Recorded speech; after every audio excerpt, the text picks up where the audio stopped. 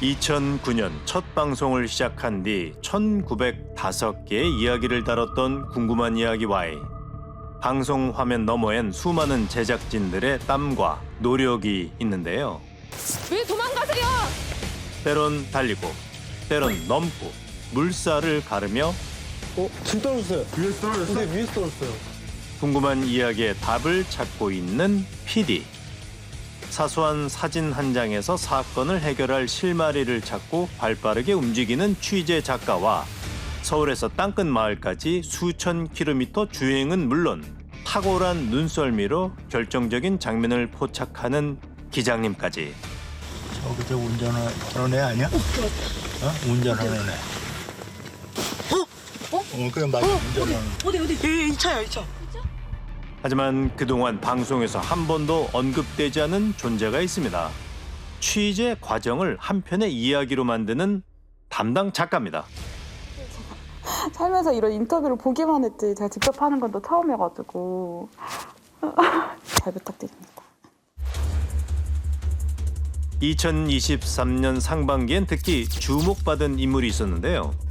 안녕하십니까 여러분. 저는 전두환 전 대통령의 손자이자 전재용 씨의 아들 전우원입니다. 그는 할아버지에 대한 폭로를 시작한 전두환 씨의 손자 전우원 씨입니다.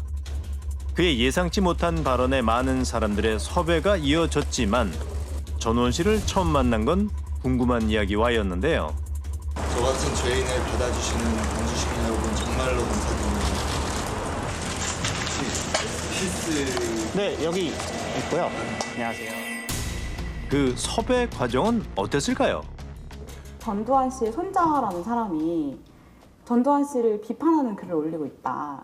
궁금하잖아요, 사실. 그래서 그럼 이제 직접 본인한테 한번 물어보자 해서 연락을 드렸죠. 우리 인터뷰해요 라고 했는데 근데 전두환 씨가 저랑 그 섭외 전화하는 거를 이제 라이브로 다 방송을 하신 거죠. 그래서 한국 시간으로 새벽 1시에 영상통화로 이제 저랑 인터뷰를 했죠. 여보세요? 네, 여보세요. 같이 광주로 네. 좀 가는 일정 취재를 좀 할까 했거든요. 당연하죠. 너무나 감사하고 감사해요. 어쩌다 보니 수많은 시청자들 앞에서 인터뷰를 약속한 전우원 씨. 결국 한국 시간 새벽 1시 30분에 전화 인터뷰를 진행해 섭외했다는데요. 저는 SBS 궁금한 이야기와의 김상화 PD고요. 네. 그 뒤 그는 진심 어린 사죄를 하며 용기 있는 행보를 시작했습니다. 아이고, 가서 나는 부탁한 거이 그거밖에 안 부탁하지. 마음만 변하지 말고. 네, 얼른 가세요.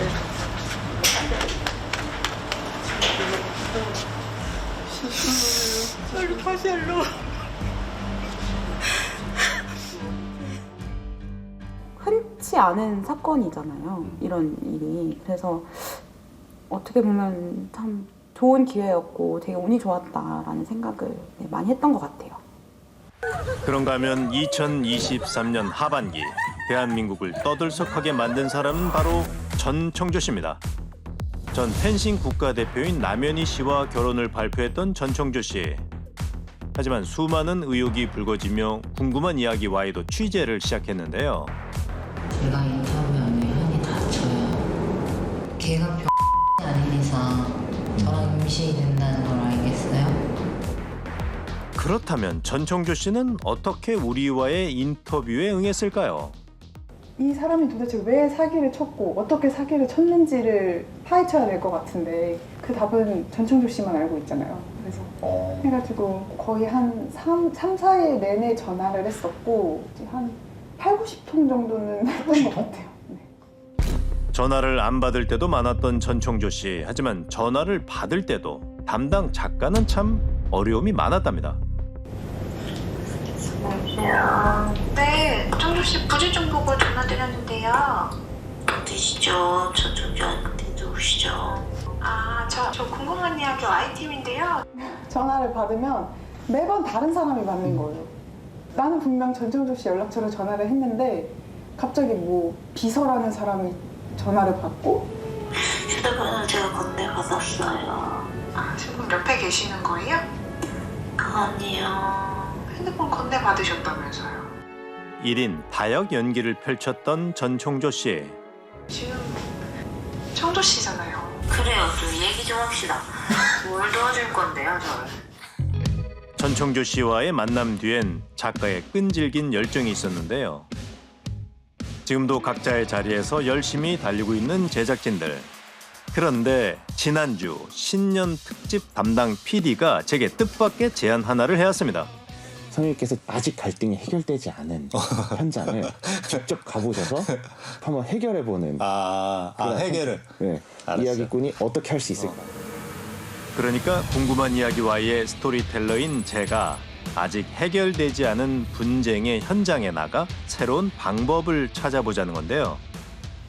처음에 방송 나왔을 때 전 깜짝 놀랐어요. 제가 아는 공간이 나와서. 그래서 제가 올 때마다 이 떡집이 아직 그대로 있나? 뭐 곱창집에서 떡을 파나 안 파나 집에서 봤었거든요.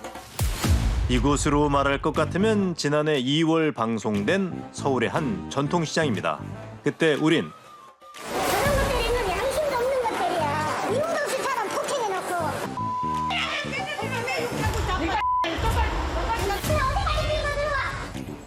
떡집 옆에서 떡을 파는 조금 독특한 곱창집의 얘기를 다뤘습니다.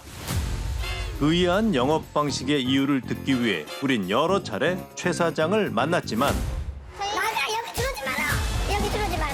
앞으로 여기 오지 마라. 얘기 좀 나누려고. 아니야, 안 가. 끝내 속 시원한 답을 들을 수는 없었습니다. 방송 후 약 1년이 지난 지금 일일 PD가 된 제가 그녀의 사연을 들을 수 있을까요? 우리 Y PD 분들이 항상 무거운 마음으로 촬영에 임하겠구나. 떨리는 마음으로 들어선 시장 안. 곱창집 최 사장은 여전히 떡집 옆에서 반값 떡을 팔고 있었는데요. 먼저 다시 만난 떡집 김 사장의 얘기부터 들어봐야겠습니다. 방송 나간 다음에 뭐가 좀 달라진 점이 있나요? 아니요, 좀 한동안 나가고 나서 그 꼬장을 좀 많이 켰어요. 그래갖고 얼마 전에도 조사를 받고 왔어요, 경찰 조사를. 왜 조사를 받으셨어요? 상스러운 욕을 많이 하고 침을 뱉고 물건을 부시고 영업을 방해했다. 방송이 나간 뒤에도 변함이 없다는 최 사장. 주변 상인들과의 관계는 좀 달라졌을까요? 저 바쁘시지만 곱창집하고 떡집하고 방송 나간 거 아시죠? 네. 그 다음에 어떻게? 옛날 비하면 좀 줄어주는데 그 버릇이 있으면 그 버릇이 하거나 또 나와. 그러니까 또 저렇게 해. 근데 해결이 안 돼요. 누가 경찰하고 좀 끌어가는 사람. 답이 없답니다. 그렇다면 Y의 스토리텔러인 제가 최 사장과 대화의 물꼬를 터봐야겠습니다. 안녕하세요. 저희 지난번에 방송 한번 출연하셨잖아요. 저기 SBS. 네. 지금 혼전 나야. 서둘러 가게 안으로 들어오라는 최 사장. 그녀는 할 말이 참 많아 보였는데요. 진행자인데 아시죠, 저 누군지? 모른다고. 조금 당황했지만 의연하게 질문을 이어갔습니다. 아니, 떡을 팔게 된 이유는 어떤 갈등이 생기시면서 아니야, 아니요. 얘기하려면 내가 사연이 길어. 나는 이제 코로나 터지면서 내가 떡을 조금 갖다 팔고. 네네. 그래서 내가 여기 서 있으니까 떡집 저기 애리가 나도 다. 다들 어려운 상황에서 떡을 좀 팔았을 뿐인데 그걸 이해 못한 떡집 식구들이 일방적으로 괴롭혔다며 급기야 눈물을 보이는 최 사장. 아니, 그래서 저희가 이제 방송에 그리고 저희 얘기 좀 들어보세요. 100번도 씻고 해가지고 내가 해코지를 내가 받아하는 사람이고. 아니, 그래가지고 그리고 제가 여쭤. 아니 여기까지 들어야 돼. 그래가지고 떡집에서 했었죠. 이것도 들어봐야 돼. 떡집에서 묻고 싶은 게 많았지만 물을 수가 없습니다. 그래서 저는 질문을 할 수 있을 때까지 기다리기로 했는데요. 그러길 2시간째. 떡을 말고 다른 걸 한번 해보시면 어때? 모기로라도 내가 적고 싶은 생각이 없어. 지금은 자존심이 있잖아. 지금 적고 싶진 않아. 물론 억울한 게 더 많으시죠. 뭐 여러 가지 있지만 저 떡이 문제고. 떡에는 문제가 될 게 하나도 없어. 그리고 내가 지금 떡장사를 하고 싶어서 하는 게 아니잖아. 떡을 팔 마음은 없지만 오기가 생겨 멈출 수도 없다는 겁니다. 그럼 떡을 좀 저희가 그래요. 제 아기가 있는데 아기가 좋아하는 떡이 뭐예요? 제 생각에 했는데 올해 떡을 안 팔고 다른 걸 한번 해보시. 그렇게 되면 좀 더. 이제 내가 소개만 하는데 긴 시간 자신의 얘기를 들어주고 떡을 사가는 제게 최 사장이 의미심장한 얘기를 건넵니다. 조만간에 내가 안 그래 하지 마세요. 그래. 저희가 그거는 우리끼리만 알고 있을게요. 하여튼 귀찮아. 고정하시고 일단 건강 잘 생각하셔요. 예? 안 하고 싶어. 이제 자존심 싸움을 끝내고 조만간 떡 장사를 그만두겠다는 건데요. 떡을 안 판다는 행위 자체는 내가 이제 양보할게라는 거잖아요. 그런 말씀을 본인이 하셨기 때문에 곱창집 사장님이 안 팔 수도 있다. 거기서부터 시작될 것 같아요. 사실 1900여 개의 이야기를 해결하는 실마리는 이웃들의 얘기에 귀 기울이는 데 있었습니다.